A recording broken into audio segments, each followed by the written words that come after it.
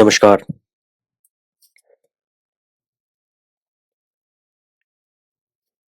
MPY 001 Introduction to Indian Philosophy.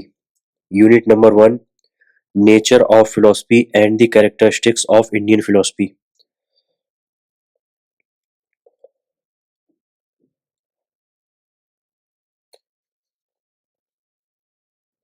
The literal meaning of the word philosophy is love of wisdom, which has been split into philo and sophia. Since the term philosophy is fascinating but elusive, there are several definitions for this term. All the definitions center on the intellectual exercise concerned with the nature of reality from human perspective. Mainly, philosophy deals with the perennial problems of life.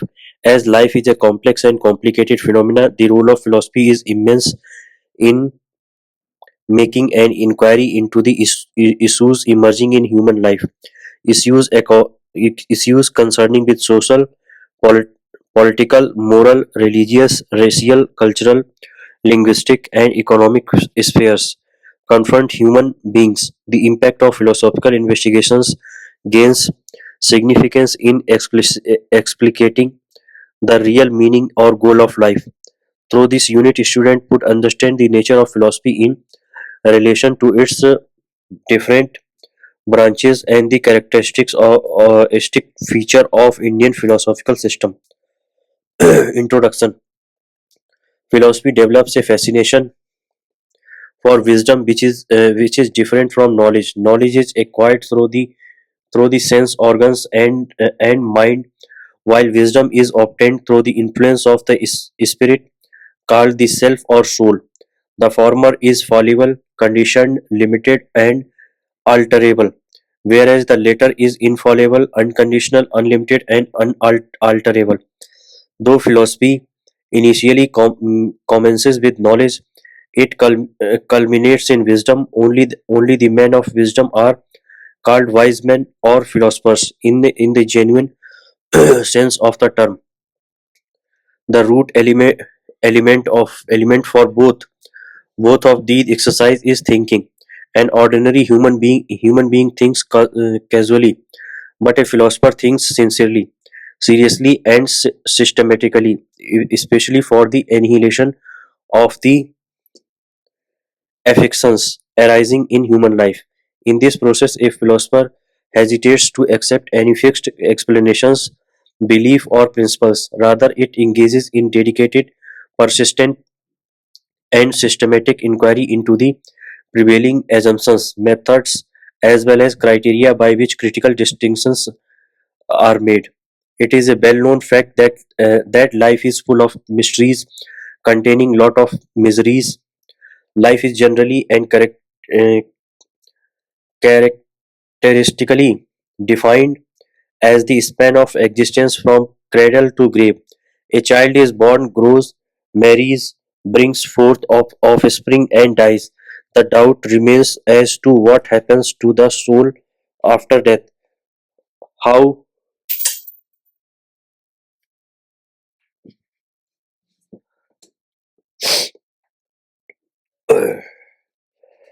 how does a soul enter into the body before birth? Why are we born? Why should we live? Why are there so many hurdles in life? How are we to overcome sufferings? What is the importance of material life? Is spiritual life superior to material life? What are permanence and change? Why are they caused? What is the problem of one and many? How was the world created? What is the stuff out of which it has been created? Will the universe exist forever? Is there any superpower called God? How is God related to the soul and the world? Is the soul one or many? What are appearance and reality? Philosophy endeavors to explain through speculative reasoning the possible answers to these varieties of questions, since each philosopher develops his own answer in accordance to his intellectual caliber. We have very variegated philosophical truths. One thinker refutes the other, and comes forward with his own viewpoint, which are subsequently refuted by successive philosophers. This attitude is based on the historical situation of the philosopher.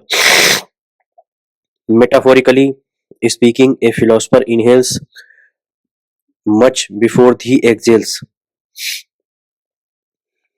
He studies the environment in which he lives. The philosophical predicaments pronounced by his predecessor, the scripture or literature available during his times, and develops dialogue, discussion, argument, etc. with uh, with his with his rival thinkers so that he sharpens his intellect before exhibiting his philosophical doctrine. The method of refuting the aligned view and the presentation of one's own view result in the enrichment as well as enhancement of wisdom to the ardent admirer of philosophy. New vistas of knowledge open the floodgates of wisdom, thereby eliminating ignorance. Almost all philosophers, both in the Occident and the Orient, have unanimously declared that ignorance causes misery, and the remedy for all maladies is acquiring wisdom.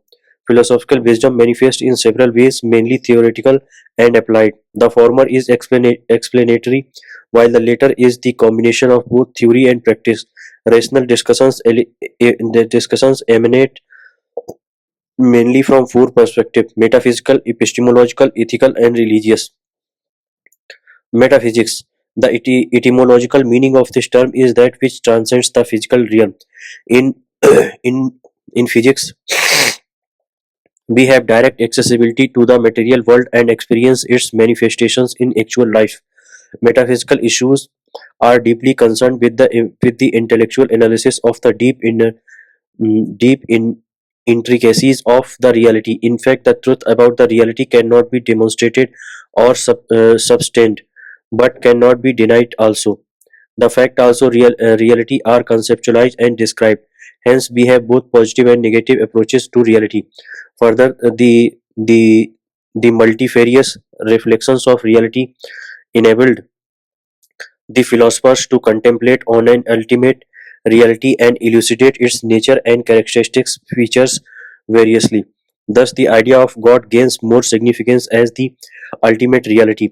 Philosophers who have theistic bent of mind have attempted to prove the existence of God logically, and then only they exemplify the nature and functions of God based on certain religious scriptures. The interpretation of the scriptures has made the contemporary thinkers coin the term and explain it in terms of her hermeneutics. The belief in one God is known as monism, two gods dualism, and many god pluralism. Some philosophers develop counter argument to the proofs and show their inadequacy or invalidity. Some other thinkers bluntly reject the existence of God with atheistic temperament and clinching arguments as well. The ontological, cosmological, moral, teleological, and design are some of the titles on which the proofs for the existence of God are based. God and other associated activities like rituals, festivals, etc. are extensive studies on religion. Another important metaphysical concept is soul or self, the sustaining force in all human and or other living species responsible for consciousness like God or a God. The existence of the soul also has been established through logical arguments. The materialistic deny the existence of the permanent abiding substance in the body. Uh, that substance which is responsible for all subjective phenomena is termed as the real, and the realization of this self will pave the way for freedom from all sufferings. The ancient Greek philosophers had pronounced the famous slogan "Know thyself." The idea of the self has a tinge with God of religion, that it is the citadel for God to dwell in. As usual, the atheists deny the existence of God, existence of both of them, and according to them, death is the end of life. None can see or feel the so-called self. Only the mind and the sense organs, both outer and inner, are responsible for human experience. Further, the term like causality, time, space, universal, particulars, matter, form, mind, body, idealism, rationalism, free will, determinism, naturalism, is solipsism, etc. are some of the metaphysical concepts which have been promulgated with arguments and equally rejected logically. The logical positivist and the linguistic analysis have attempted to eliminate the very notion of metaphysics from the purview of philosophy based on the principle of verification. Our verifiable statements are sensible and the non-verifiable statements are non-sensible, and hence metaphysics is impossible. However, there are certain statements future pertaining to future, like the can statement, are neither verifiable nor non-verifiable. Hence, the notion of verifiability has been bifurcated as strong and weak verifiabilities. In spite of the opposition to metaphysics, the study of metaphysics still remains its importance. Logic and epistemology. Since thinking process and the thought content from the basis of all philosophical investigations, the role of logic and epistemology becomes very significant and immense. Logic has been derived from the root logos, which means thinking. It has been succinctly succinctly defined as the normative science of correct thinking. It is a scientific study or systematic analysis of our thinking methodology and its product, thought. The thought process takes place thus. A unit of thought is judgment. When a judgment is expressed in a language, it becomes a sentence. All sentences are to be converted into the logical structure. Propositions have subject predicate formula with a copula with which should be always in the present tense. Only in this structure the linguistic expressions are considered true or false or doubtful. Aristotle is considered the father of traditional logic. Again, logic is treated as a normative science and not as a positive science. A positive science is one whose subject matter are studied as they are. All natural sciences, a few human sciences as the sociology, geography, anthropology, political science, economics, etc., are studied systematically, whose content are viewed from an existential point of view. No norms are prescribed for the study. Logic, ethics, and aesthetics are the normative science whose subject matter are studies from the ought to be point of view. Logic insists on how one ought to think rather than how one is actually thinking. After a statement is made, we pass judgments whether the statement is true or false, and then we determine how that statement ought to have been uttered or written. There are two kinds of logic, traditional and modern. The former is also known as Aristotelian logic, which consists of two sections, deduction and induction. Deductive logic is seriously concerned with the formal nature and structure of statements or propositions so that their validity or invalidity is ascertained. From a given propositions, we proceed to a conclusion through some common expressions instantly and or through a medium. Also, we proceed from statement to conclusions or vice versa. In induction, the very validity of the given premise is questioned. It is a method through which the major propositions, which is generally a universal one, is obtained based on certain postulates. The induction method proceeds from the few particular cases to universal truth. It has been established based on observation, experiment, hypothesis, analogy, enumerations, etc.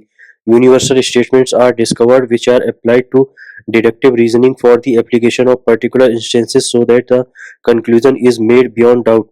All scientific inventions and discoveries are based on this method. The modern logic has obtained a new The modern logic has obtained a new dimension wherein symbols are used instead of statements, and like mathematics based on certain formulae, the arguments are proved as valid or invalid. Propositional calculus, predicate calculus, and axiomatic principles are dimensions of modern logic. All the defects and deficiencies of traditional logic are rectified through formal doctrine and authentic proofs and verifications. the modern logic is also the modern logic is also known as mathematical logic. Symbols are used for conjunctive, disjunctive, implicative, and negative propositions, and arguments are verified through conjunctive normal forms and certain rules of inference, etc. Epistemology, or theory of knowledge, envisages the messages about the method and techniques involved in knowledge itself. It is a deep study about the origin of knowledge, nature of knowledge, relevance of knowledge, and validity of knowledge. The relationship between human mind and the phenomenal world, culminates in knowledge is analysis which culminates in knowledge is analyzed in epistemology. Theories of truth such as correspondence theory, coherence theory, and pragmatic theory from an important subject matter in this subject. Ethics or moral philosophy.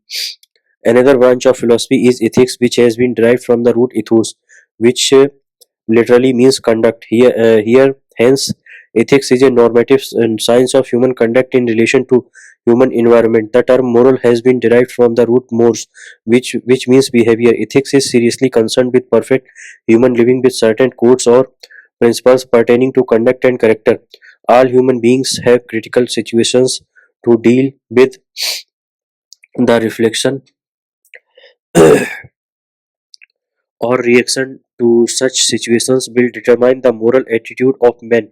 Morality commenced with the habit of individuals, and when large number of people develop similar habits, they become customs, thus constituting customary morality or conventional morality. This process involves also instinct. We pass moral judgments on the instinctive behavior of individuals, whether good or bad or right or wrong. Good and bad are concerned with value, while the wrong are attributed to the established regulations or laws of the society or state. The herd instinct, the prudence, thirst, appetite, sex, etc. Are some of the instincts, and how they are satisfied will pave the way for estimating the validity of behavior. In the development of ethical code, the role of reflective morality is immense. All the human activities are analyzed from the perspective of motivation, intention, consequences, etc., resulting in several theories of morality. The fundamental question to which moral thinkers come forward to respond is: what is the standard of morality? What is the basis on which the human conduct is examined? What is the criterion by which the actions are judged to be good or bad, right or wrong? How are the norms or standard forms? As a normative science of human conduct, ethics helps us in suggesting several criteria to judge human actions. They are classified as historical or classical and modern. The first one starts from Plato. Plato insists on knowledge, and lack of knowledge will lead to evil. Leading a good life, according to him, is similar to the discovery of mathematical truth through mental power or ability. Aristotle promotes the idea of golden mean, that perfect virtue lies between two extremes, and a life of moderate action will bring forth happiness. We come across several standards of morality, such as hedonism, both psychological and ethical, that all human actions are oriented towards happiness. Epicureanism and cynicism come under hedonism. Stoicism is a theory which advocates individuals' perfection by learning to be indifferent to external influences. Utilitarianism of Bentham and Mill proposes that the greatest happiness of the greatest number is the standard of moral judgment. The former advocates gross utilitarianism, with the latter subtle is intuition, evolution, Marxism, Kant's critique of practical reason, providing goodwill are some of the traditional theories of morality. In the realm of modern ethics, we have precise theories based on philosophical analysis to moral theories in connection with necessary and sufficient conditions. There are three different classifications of modern theories. Number one, either subjective or objective. Number two, as naturalistic, non-naturalistic, or emotive, and number three, as motivist, deontological, or consequence theories. All these theories are primarily concerned with the analysis of the language of morals. Any theory which is non-subjective is objectivistic. Ethical judgments become subjective when they depend on the psychology of the person who alters them. If a moral judgment is reduced to natural science, especially psychology with true or false formula, then that is naturalistic. If they are not reducible to natural science, then they are non-naturalistic. If any moral judgment is neither true nor false, but consists of the expression of feelings or emotion, and then it is emotive. If the moral theory is based on motive to determine its rightness or wrongness, then that is motivist. Deontological theory does not depend upon motive or consequence but upon the obligation or duty. If the rightness and wrongness of an action is determined based on the effect, then that is known as consequence theory. All the theories, whether classical or modern, are having critical estimation which really enriches our knowledge of ethics. Religion. Another important branch of philosophy is religion, which deals with the establishing of an intimate rapport with the supreme being or reality or God. It has been generally claimed that philosophy without religion will lead to dogmatism or dry intellectualism. Similarly, religion without philosophy will culminate in superstition or blind observances. Hence, both philosophy and religion are complementary in clarifying the subtle implications of our rituals. The origin of religion is wonder or fear. Ancient people wondered the wonderful structure of the world and postulated that the wonderful superpower must exist to create such a magnificent universe. Some people were terrified over the terrors and horrors of the natural phenomena, as the scientific knowledge of such events was absent in those days. They were afraid of them, and each force had been personified as a deity, and oblations were offered. Prayers songs arose. Treatises on adorning such deities also emerged. A few religious people with metaphysical bent of mind wrote commentaries to such religious texts. This attitude enhanced and enriched the glory of that religious tradition. The idea of God has been introduced as a postulate, and any religion with a God supreme is based on belief, faith, love, hope, and harmony.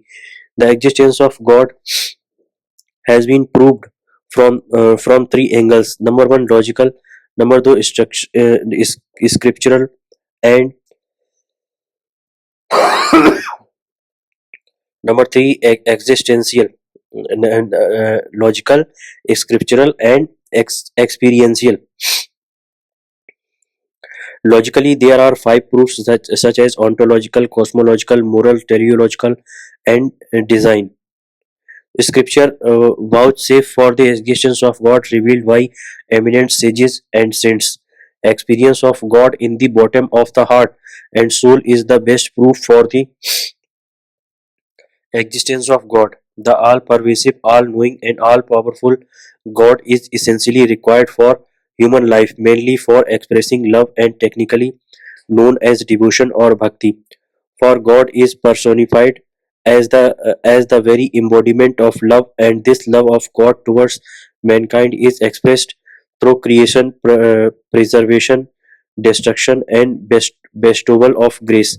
It is God's grace that sustains human beings at every moment. There are few religions which deny the existence of a supreme God like Jainism and Buddhism, but they convey the idea that man can be elevated to the level of God through virtuous and compassionate living. The places for God have been cons- constructed, such as temple, church, mosque, gurdwara, etc., and a few days are designed as auspicious and special rituals, festivals, prayers, worship, etc. are offered to the presiding god in the dwelling spot. The firm belief is that God will redeem the affected souls and bring them ashore from the onslaught of transmigratory existence. It is the human soul which has been tantalized between the sacred and the profane. The luring phenomenal world has an admixture of suffering and happiness, but the engrossment in divine ecstasy will engender self-illumination and lead to divine communion, which is characteristically termed as the path of no return. The existence of the soul also has been proved logically and intuitively as well.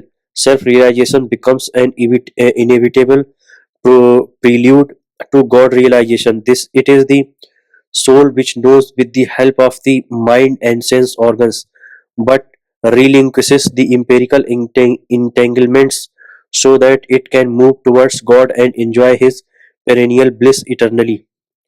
Philosophy of religion also analyzes deeply the problem of evil. Some religions declare that man has invited evils due to baser temperaments and baseless temptations. Some other religions em- emphatically hold that it is God who has caused evil, so that only after the experience of the torture of evil forces mankind will engage in overcoming them, for which the holy scriptures and discourse of enlightened personalities serve as the guiding spirit. But still, the question remains: if God is benevolent and merciful,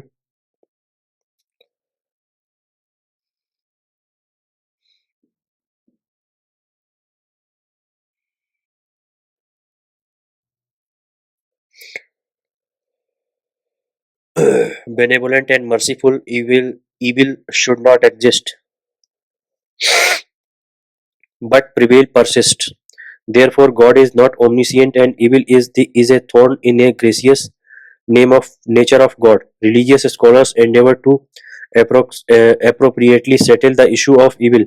Most of the religions are mainly concerned with the notions of bondage and liberation. Once again, the idea of soul and the conception of God are involved in this process. The soul before embodiment was pure and free, but after entering into the body, it becomes bound due to self centeredness, selfish activities, and attachment towards the peripheral worldly objects. Through serious involvement in religious engagement and systematic adoration, Bill sincere devotion, the devotees believe staunchly that they can overcome bondage and attain liberation. Becoming recipients of God's grace is the only remedy to all human maladies. The everlasting solace from the worries of the world is the objective of religious life. Another interesting factor in the religious philosophy is religious language, especially found in the revelatory text. When the saints are soaked in divinity, they undergo some peak, but unique experiences which cannot be expressed at that time. Afterward, they recollect the past events and reveal them for posterity and for the betterment of the world. While doing so, they refer to God's nature, soul's movement, and the pernicious aspect of the world which fall under the legitimate province of the philosophers. The revealed text contain perfect semantics, syntax, and pragmatics. This phenomena has been attributed to divine mystery. Besides metaphysics, logic, ethics, and religion, philosophy has a few applied avenues like philosophy of beauty, dealing with the delightful, joyous enjoyment or aversion due to ugly nature of objects of beauty. Technically, this subject is known as aesthetics. Linguistic philosophy deals with the role of language in philosophical explanations. Words, sentences, meaning, and their interpretations are well analyzed in developing sensible expressions. Political philosophy gives a fairly good account of origin of states, forms of government, social contract theories, the role of rulers and citizens in political settings. Social philosophy develops the views about human relationship in social aspects such as group formation, social conflict, social change, etc. Characteristics of Indian philosophy. By Indian philosophy, we mean the philosophical system emerged from the Indian soil. Some scholars call it Hindu philosophy. It is not so, since a few non-Hindu systems are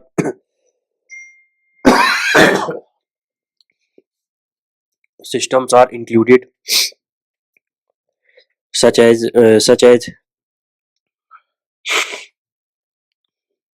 Charvaka, Jainism, and Buddhism, which are really critical of Hindu doctrine. Indian philosophy has been designated as darshana, which is generally translated as philosophy. What it is really means intuitive vision. Philosophy is accepted as the nearest equivalent term to darsana. A few saints of the highest order develop certain unique or mystic experiences and reveal them for the benefit of posterity.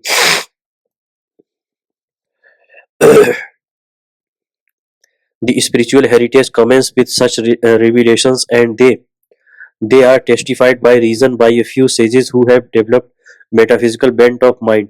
The intuitive vision consists of the wisdom about reality and the sects of human life, both inner and outer. The interpretations of such wisdom form the basis of philosophical inquiry pertaining to metaphysical doctrine, logical truths, ethical codes, and religious practices. The book Sarv Darshan Sangrah, written by Sri Madhvacharya, contains the quin- quintessence of a few systems of thought evolved in ancient India. A large number of scholars, taking into account the contents of this work as the basis, have written volumes of works of Indian philosophy from the historical, conceptual, textual, evaluative, and descriptive perspective. It has been proclaimed that Indian philosophy is scripture based. The revelations of the saints have been codified, and they are classified as having broadly the ritualistic sections and the section on wisdom or gyan. The general name given to the holy text is Veda, which has been derived from the root Ved, which means to know. The Vedic scripture is the ancient treasure trove which exemplifies the cultural heritage as well as religio-philosophical aspects of the Vedic system. It contained both ritualistic and philosophical material. Philosophical system like Purv-Mimamsa directly developed its doctrine from the ritualistic portion, and the other school of Vedanta built up their philosophical system from the Upanishad, the philosophical portion of the Vedas. Generally, Indian systems are classified as orthodox and heterodox system, Astika and Nastika system on the basis of acceptance or rejection of the Vedic authority. The philosophical schools that accept the Vedic authority are the following: Nyaya, Vaisesik, Sankhya, Yoga, Mimamsa, and Vedanta. Charvak, Jainism, and Buddhism do not accept the Vedic authority. A special feature of Indian philosophy. Number one, almost all of the scholars of Indian thought emphatically declare that moksha or liberation is or should be the ultimate goal of life. Only the Puranas describe the life after death, pointing out the existence of hell and heaven with popular antidotes.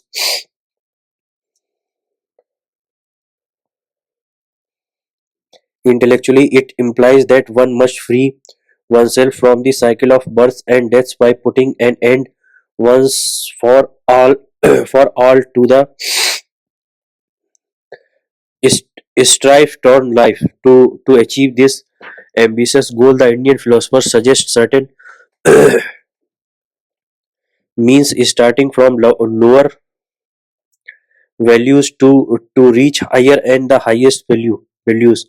Wealth and sensuous enjoyment are considered as having lower values, while dharma or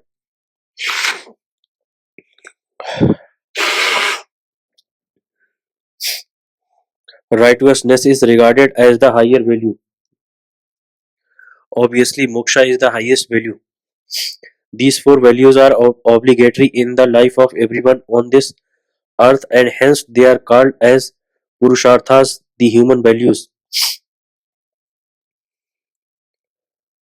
Number second, Indian philosophy expects the seekers from truth and release to lead a life of renunciation. The life of attachment will engender suffering, while the life of detachment will result in eternal solace. In the Bhagavad Gita, Lord Krishna categorically asserts that a life of renunciation alone will enable the aspirants to reach the domain of God. So all the schools of thought have treated suffering as one of the motivating factors for philosophical thinking. Only when the mind is purified through non-attachment, it will have pure and perfect wisdom and rest on self-illumination, the real prelude to moksha. In fact, suffering or painful experience in life give the motivating force to promote new vistas of thinking and acting. Buddha built up philosophical doctrine on the edifice of suffering, and all his noble truths centered around this concept only. The only difference that is noticed among the schools of philosophy is that, according to the theistic thinkers, only by the grace of God one can overcome suffering, while others insist upon individual efforts through moral, physical, psychological, and spiritual means. Number three, the commencement of Indian philosophy based on suffering prompted a few critics to label Indian thought as pessimistic, even though Indian philosophy looks at the darker side of life in elucidating the issues emerging in life. The mission with which one has to overcome suffering becomes the criticism too. Indian thinking through starts Indian thinking though starts with pessimism, passes through optimism, and culminates in eternal pragmatism. The Indian thinkers have realized the truth that a vision without a mission is blind. A mission without a vision is drudge, drudgery, and a healthy combination of both vision and mission will make human life prosperous. The pleasure which we enjoy is mixed with pain and engendered in painful situations. The seers asserts that it is possible to eliminate pain altogether and enjoy a life of bliss, ananda. Hence, they are seriously concerned with such existence, which is the truth also.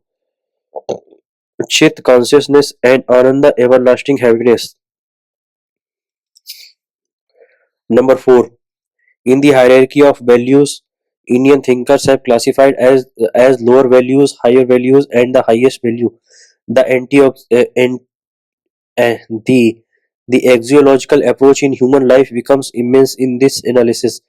Charvaka system considers kama, sensuous pleasure as the only human value, purushartha, while earth or wealth serves as the means to achieve such ambitious aims. But the orthodox schools treat both kama and earth as the lowest and lower values respectively. They cannot annihilate the human affections thor- thoroughly. They are to be checked and continued as to regularize normal human existence. On the other hand, they consider dharma, righteousness, as the higher value and moksha as the highest value. Only men of virtuous living can aspire for a blissful life where there is no iota of pain. While explaining the state of liberation, mukti, some thinkers advocate jivan mukti, liberation while alive, and videha mukti, liberation after the disintegration of body and soul. As salvation becomes the salient feature of Indian philosophy, it is more optimistic and treats life as having a brighter side. Number 5. Another important characteristic feature of Indian philosophy is the law of karma, which is based on the scientific law that all actions have equal and opposite reactions, and the famous adage, as you sow, so you reap. All the actions will yield the result, and the efficacy of the fruits is known as karma, which has been derived from the root kri, which means action.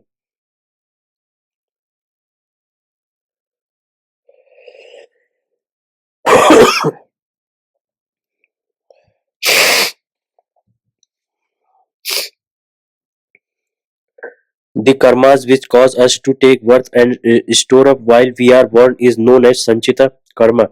The karmas which have started yielding the fruits are known as prarabdha karma, and the karmas which we accumulate through our violational behavior are known as agamic karmas.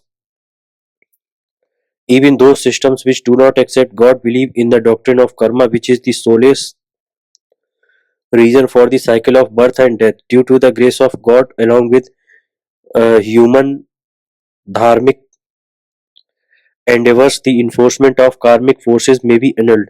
The sanchita karma would be totally burnt due to the grace of God through the guru or preceptor. But prarabdha karma, which has started fru- fructifying like the arrow sent out the bow, will affect the body and annihilate it, for it cannot harm the soul since it is spiritually strengthened and illuminated. All the systems of Indian philosophy, in one way or the other, insist upon the moral training as a prelude to metaphysical understanding and religious experience. Only the Charvak system is rigorous and give much importance to sensuous pleasure by ignoring righteousness, dharma, and all the cherished norms. The other schools, though not explicitly elucidate the significance role of moral codes in human life. They emphasizes the necessity of ethical principles to be adapted to actual life, leading to virtues and resulting in happiness. Yoga system in the means for attaining samadhi places yama the five principles to be refrained from, and niyama the five practices to be adhered to in the beginning itself. It is generally proclaimed that it will seldom lead to immorality. Number 6. Religion, an important branch of philosophy, also plays a vital role in Indian thought. Vedic religion is the starting point of philosophy in India. Vedantic thought, especially Visishta Dvait and Dvait, are directly based on Vaishnava religious tradition. Saiva Siddhanta has Saivism and worship of Shiva as the religious basis.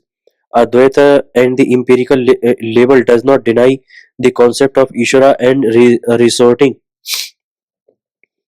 to religious practices. In fact, Sankara has composed several devotional songs on the Lord Shiva, Shakti, Vishnu, and Muruga. Though we have several religious sects, with these religions constituting Hinduism,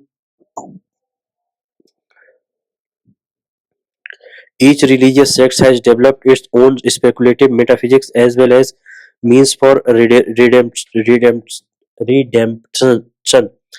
Number seven, on par with Western philosophy, Indian philosophy also has dealt deeply with political ideologies, social in doctrines, linguistic analysis, aesthetic explanations, cultural heritage, and encompasses all the basic feature of life.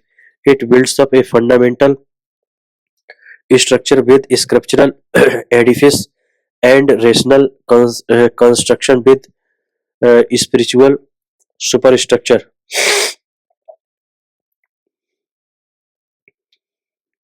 Mainly, philosophy deals with the perennial problems of life as life is a complex and complicated phenomena. The role of philosophy is immense in making an inquiry into the issues emerging in human life, uh, s- issues concerning with social, political, moral, religious, racial, cultural, linguistic, and economic spheres confronts human beings. The impact of philosophical investigations gains significance in explicating the real meaning or goal of life. The unit has deliberated on the nature of philosophy in relation to its different branches and the characteristics feature of Indian philosophical systems. Philosophy developed a fascination for wisdom which is different from knowledge. Philosophical wisdom manifests in several ways, mainly theoretical and applied. The former is explanatory while the latter is the combination of both theory and practice. Rational discussions emanate mainly from four perspectives: metaphysical, epistemological, ethical, and religious. By Indian philosophy, we mean the philosophical systems which emerged in the Indian soil. Some scholars call it Hindu philosophy. It is not so since the few non-Hindu systems are included, such as Charvaka, Jainism, and Buddhism, which are really